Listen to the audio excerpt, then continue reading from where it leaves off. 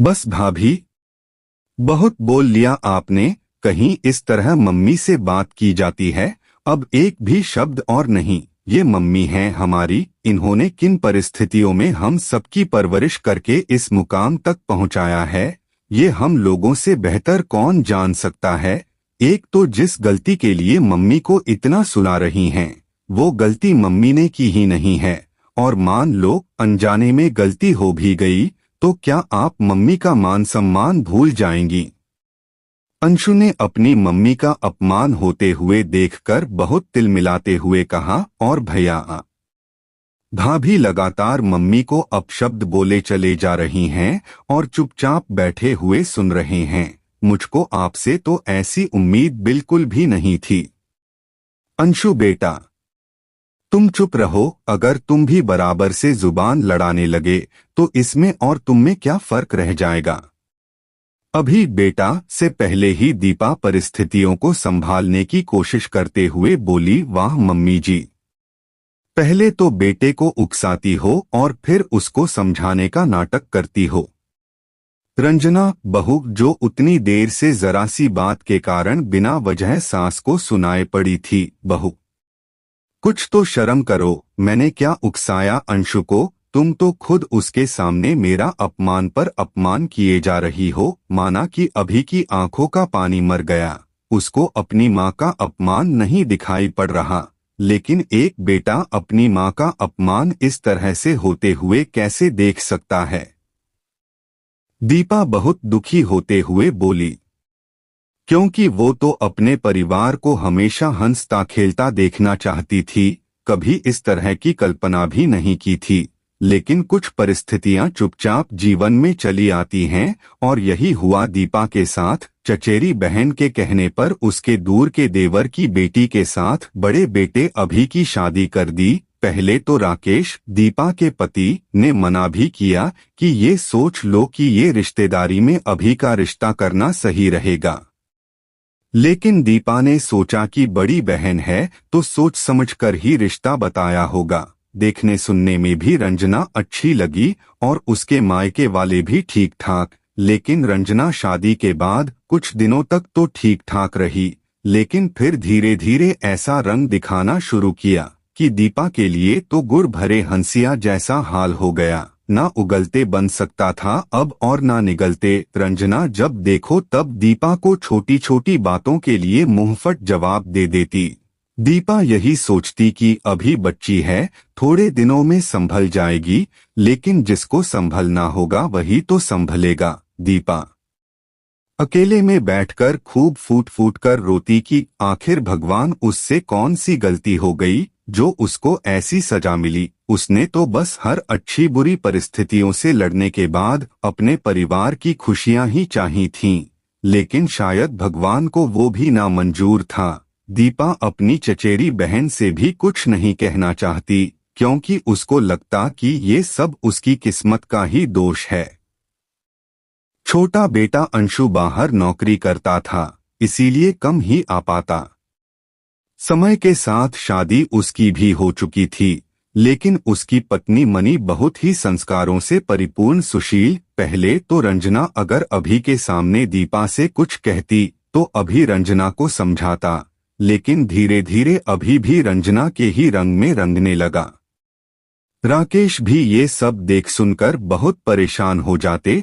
उनकी बीपी की समस्या की वजह से दीपा उनको कुछ बताती भी नहीं। समय बढ़ रहा था और रंजना की बदतमीजियां बढ़ती ही चली जा रही थीं। अब तो जब वो जी चाहे दीपा को कुछ भी बोल देती और अभी उसको अनसुना करके वहां से हट जाता। दीपा के दिल से कराह निकल जाती कि क्या ये वही बेटा है जो माँ के ऊपर अपनी जान लुटाता था। फिर भी कुछ ना बोलकर आंसुओं को चुपचाप पी लेती और वहां से हट जाती।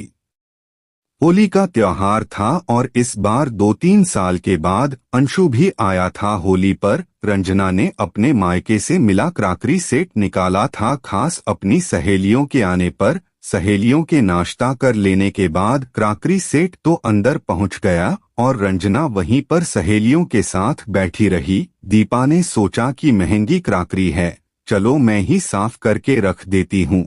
सारे बर्तन दीपा धुल चुकी थी, सिर्फ 2 प्याले बचे थे और पता नहीं क्या हुआ कि दीपा के हाथों से वो दोनों प्याले छूटकर नीचे गिर पड़े। तब तक रंजना की सहेलियां जा चुकी थीं। रंजना के जो मुंह में आया वो अनाप शनाप दीपा को बोलने लगी। तुमसे कितनी बार कहा है कि मेरे मायके से मिली हुई किसी भी चीज में हाथ मत लगाया करो, लेकिन इनको तो कुछ समझ में ही नहीं आता। बस हमारी जान के पीछे हाथ धोकर पड़े रहना है। पता नहीं कब पिंड छूटेगा इन लोगों से। काम धाम तो नाम भर का और जब देखो तब नुकसान पर ही लगे रहते हैं। कभी इतना महंगा सेट देखा होता तो कलक कद्र जानती उस चीज की, लेकिन इनको क्या फर्क पड़ता है। हराम की चीज थी तो तोड़ डाली। रंजना का ये सब बोलने का अभी के ऊपर तो कोई फर्क नहीं पड़ा, लेकिन अंशु के लिए ये बर्दाश्त करना असंभव ही था।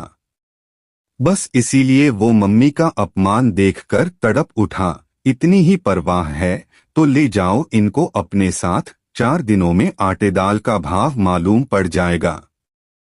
रंजना ने तो बेशर्मी की हद पार कर दी। दीपा को मम्मी ने कहकर इनके उनके पर उतर आई। भाभी आप परेशान ना होइए, हाँ मैं ले जाऊंगी मम्मी जी और पापा जी को अपने साथ। इतनी देर से चुप बैठी मनी अपनी चुप्पी तोड़ते हुए बोली, वाह वाह, देखो तो जरा, आदमी तो बोल ही रहा था, अब तो मेंढकी के मुंह में भी जुबान आ गई। रंजना बेहूदगी के साथ दोनों हाथों से ताली बजाते हुए बोली, नहीं ये घर हम लोगों का है। हम लोग इस घर को छोड़कर कहीं नहीं जाएंगे जब तक हमारे हाथ पैरों में ताकत है। उसके बाद देखा जाएगा, क्योंकि तुम्हारे पापा की दुकान अभी अच्छी खासी चल रही है और मैं भी रसोई बनाने में लाचार नहीं हूँ। हमारी दाल रोटी आराम से चल जाएगी। तुम लोगों के आगे हाथ फैलाने की नौबत बिल्कुल भी नहीं आएगी। और हाँ रंजना, रही घर छोड़ने की बात, तो अब तक मैंने बहुत तुम्हारी बदतमीजियों को बर्दाश्त कर लिया, लेकिन अब बिल्कुल भी नहीं। अब ये घर छोड़कर तुम और अभी जाओगे, क्योंकि अब पानी सिर के ऊपर जा चुका है। जब धागे का गुच्छा बहुत ज्यादा उलझ जाए और सुलझाया भी ना जा सके तो उसको तोड़कर फेंक देना ही बेहतर होता है। बहू, तुम्हारे साथ रहकर इस तरह रोज रोज मरने से बेहतर है कि एक बार में ही मर जाना। ना रहेगा बांस और ना बजेगी बांसुरी।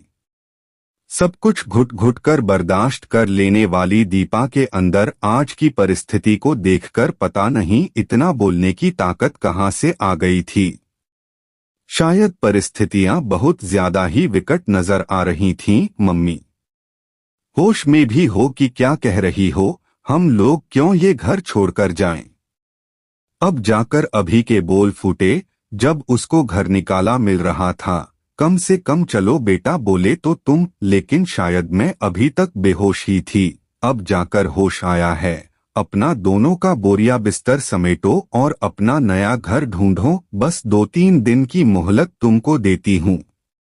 अब तो रंजना के पैरों तले से जमीन खिसक गई कि आखिर इतना अच्छा घर कहाँ मिलेगा।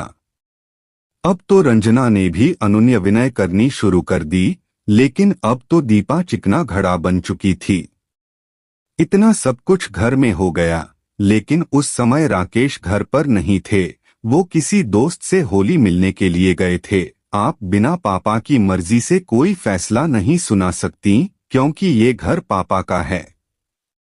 अभी और रंजना अपनी दाल दीपा के आगे गलती हुई ना देखकर बोले।